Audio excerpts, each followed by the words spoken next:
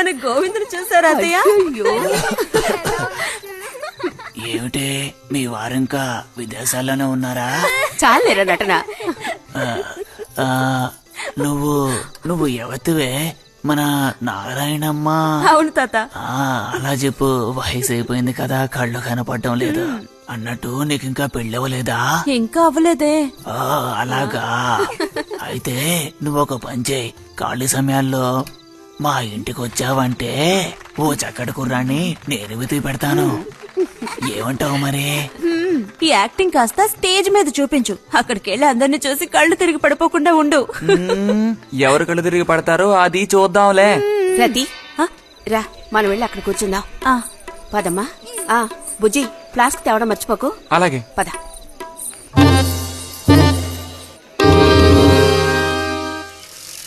ఏరా, మీ అమ్మ ఎక్కడుంది? కలిసి గుడికి వెళదామని చెప్పింది. తయారైందా లేదా? అమ్మ ఇంట్లోనే ఉంది. అన్నట్టు రతుందా? పెరట్లో ఉందిరా, వెళ్ళు. అలాగే.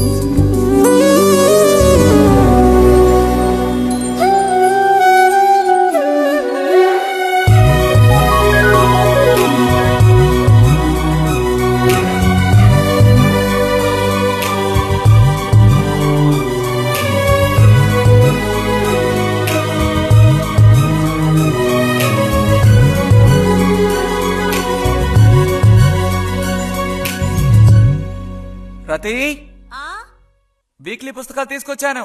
అక్కడ పెట్టేళ్ళు. మరి నేను బయలుదేరినా? సరే.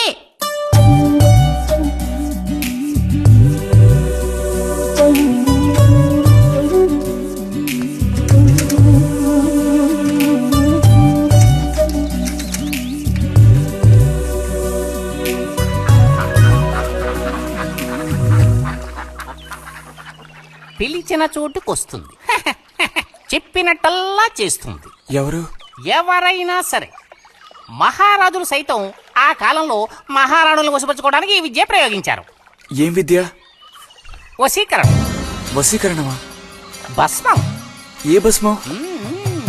మంత్ర భస్మం. వశం చేసుకోవాలని ప్రయత్నించే అమ్మాయిని ఆ భస్మం నుదుట పెట్టుకుని ఒక్క చూపు చూస్తే చాలు.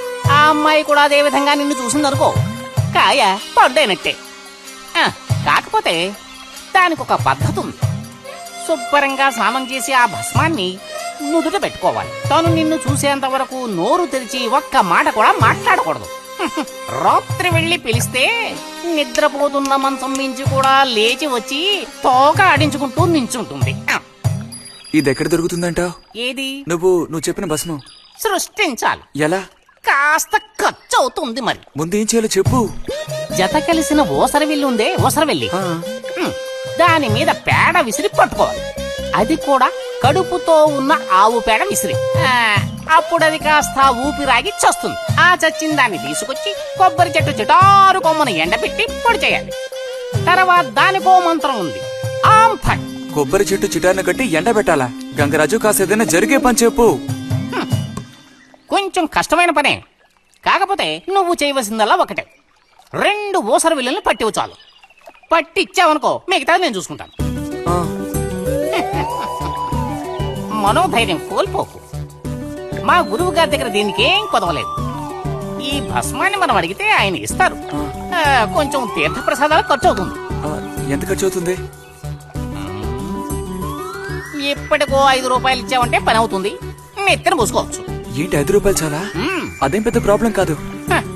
బాలక, ఆత్మధైర్యంతో ముందుకు సాగావనుకో, అవ్వందంటూ లేనే లేదు.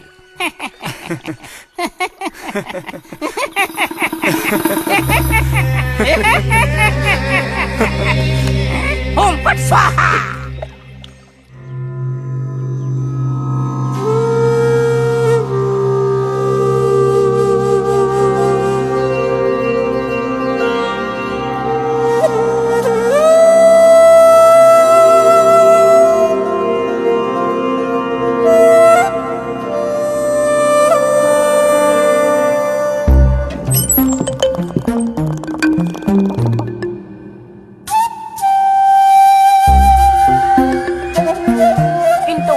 లేచి స్నానం చేసావు, ఎక్కడికి వెళ్ళాలేంటి? ఏంటి స్పెషల్ గా విభూతి పెట్టావు? ఏంటి విశేషం? నువ్వు పోరా.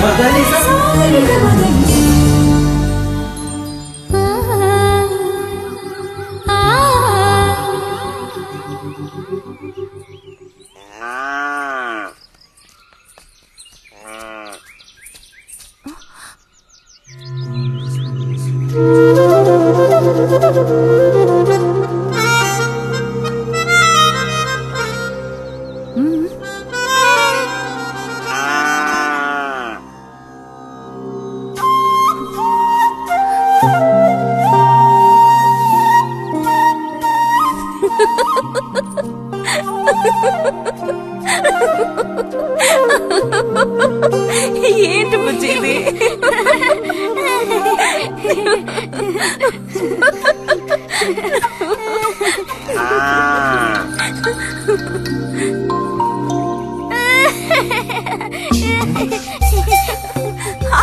ఆగమంటుంటే ఆగు. రేయ్, నిన్నెవరు ఇక్కడికి రమ్మంది? నిన్ను నీకు ఇప్పుడే అమ్మాయి కావాల్సి వచ్చిందా? చెప్పు.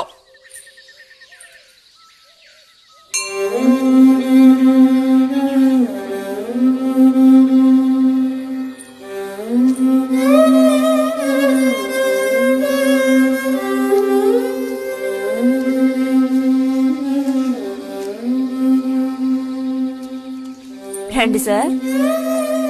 ఈ రోజు లైబ్రరీకి వెళ్ళలేదా? లేదు.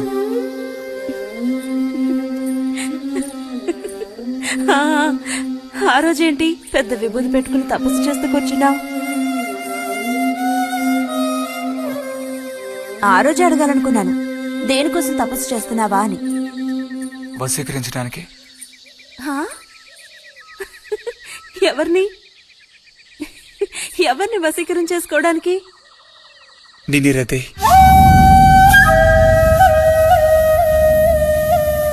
బుజ్జి ఏమిటి నువ్వు అనేది? అవును, నిన్నే. ఏంటి బుజ్జి ఇది? ఎంత చనువు ఉంటే మాత్రం ఇలా మితి మీరు ప్రవర్తిస్తావా? ఇంకాపు ఇలాంటి పిచ్చి పిచ్చి ఆటలు నాతో ఆడుకో చెప్తున్నాను. ఛ!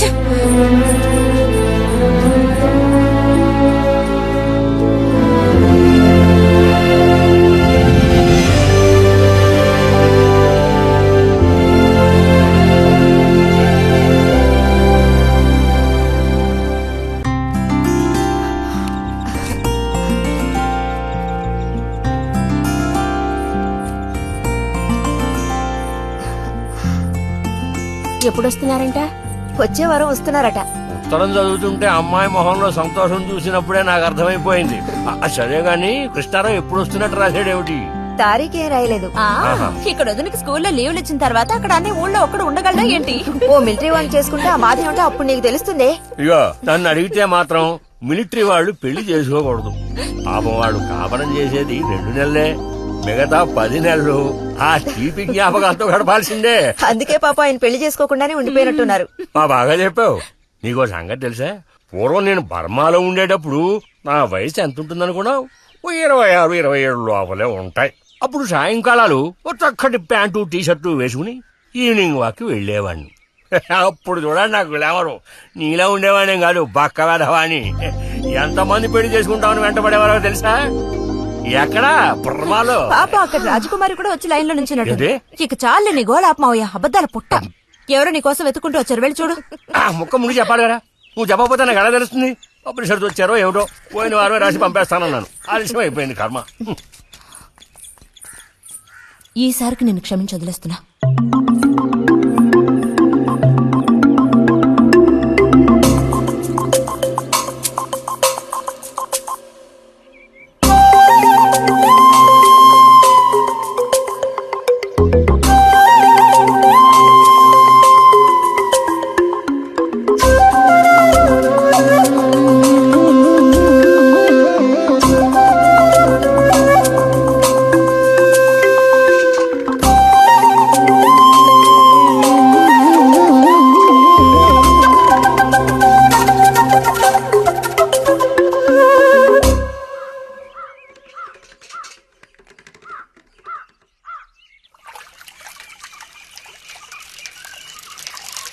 బుజ్జి,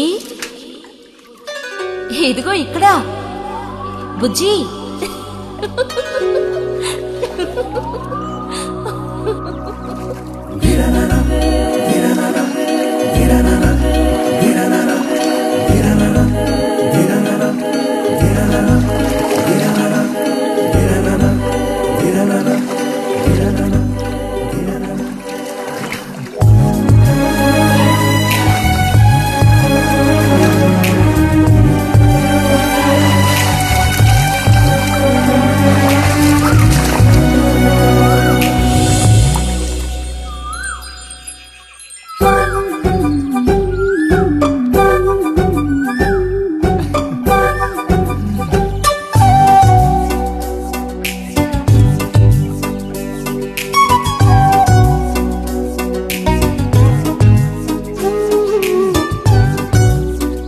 తాతయ్య నారాయణతుందా?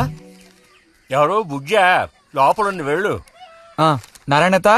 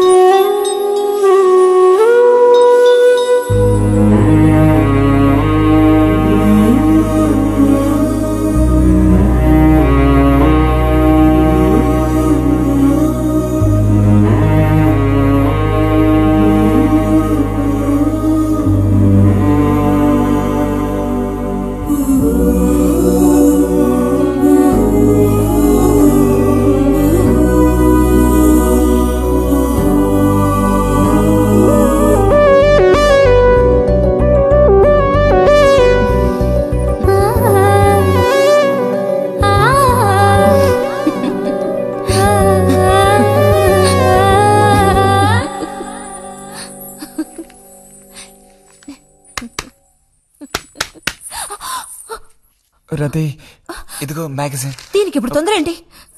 ఇంట్లోకి దొంగలు దూరిన అంతే సంగతి కాబోలు. అన్నట్టు నారాయణతేది? ఇంట్లోనే ఎక్కడో ఉంటుంది, లేదా స్నానానికి వెళ్ళి ఉంటుంది. ఏంటి ఇప్పుడు? అమ్మొకసారి ఇంటికి పిలుచుకురమ్మంది. ఎవరిని? నిన్ను కాదులే, నారాయణత వాళ్ళని. ఎందుకని? అది ఇంట్లో ఏదో విశేషం అంట. విశేషమా? ఏదో ఉందంట. ఏంటి అంత పెద్ద విశేషం? శాంతి ఉంది కదా, ఆ అదే మన శాంతి. అవును, శాంతి.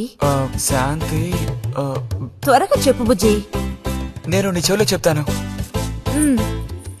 శాంతి శాంతి ఉంది కదా, శాంతికి విశేషం.